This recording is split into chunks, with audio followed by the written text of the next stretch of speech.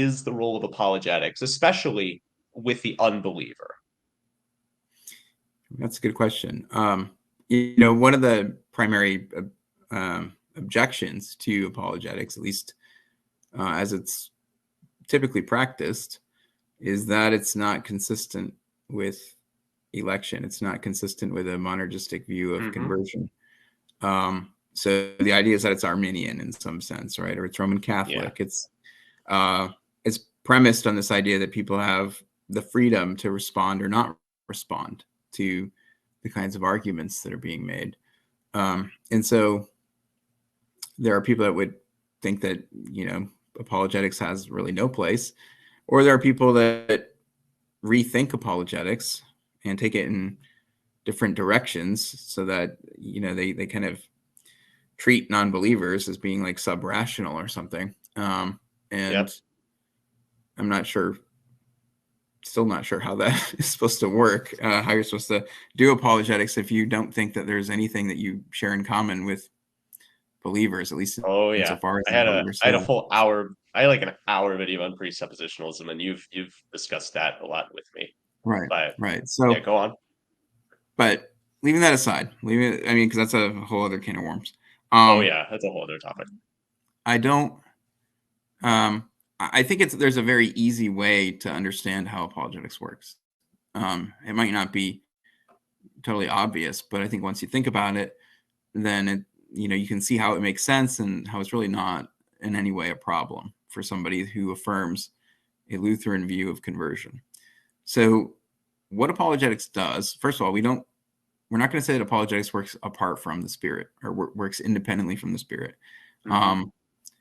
Everybody who becomes a Christian, every step they take towards becoming a Christian is a step that was Spirit-led or Spirit-directed.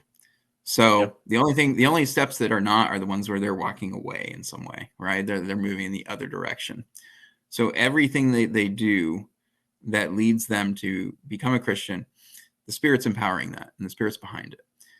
And that starts a long time sometimes before they ever hear the word, right? Or before they're ever baptized. There's going to be other things happening in the background before those things happen that make those things possible, right? There's going to be these preliminary things that are going to occur, and they're going to make it so that that person can hear the word, or that person can be brought to be baptized. And apologetics, in my view, is one of those things that happen in the background, one of those things that form a preliminary step to getting people to hear the word. So what I would say is that what an apologist is doing is they are, with the Spirit's leading and empowerment, they are helping somebody to get to the point where they are willing to listen and hear the word. They are willing to take Christianity seriously enough to engage with it. They are willing to, I'm not saying, like I said, I'm not saying that the person who is being mentored by the apologist or who is being spoken to by the apologist, I'm not saying that that person is doing this by their own power or through their own will. I'm saying that the Spirit is using these arguments, using the apologetic discussion to move them in this direction, is softening their heart, is changing their mind, getting them to see things in a different way. And because of that, then they are receptive to the word, able to pay attention to it, able to take it seriously and not just, resist it and refuse to pay any attention to it. So that's what I would say apologetics does. It doesn't convert anybody, but it does operate in the background to create these preliminary conditions that are necessary for someone to listen to God's word and to take it seriously and to heed it. And I don't see anything about that is inconsistent with monergism or with a Lutheran view of conversion. I think it all totally fits together. If you're going to say that a neighbor can help, by, I don't know, helping somebody build their garage if you can say that that person's interactions with a person we're able to get them into church, and then we're able to get them to hear the word, and then we're able to get them to be a believer, I don't see why we can't say the same thing about apologetics.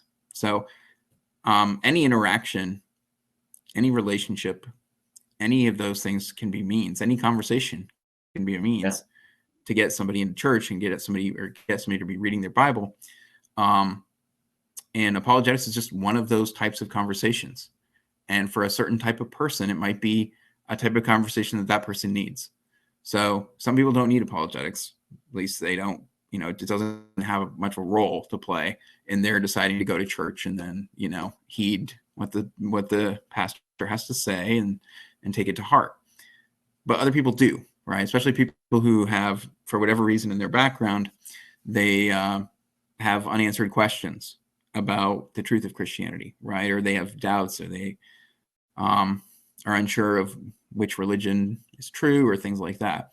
So for people like that, apologetics might be one of those conversations, one of those preliminary things that is able to get them to open their hearts and to at least take heed of what God is saying through the pastor and through the word.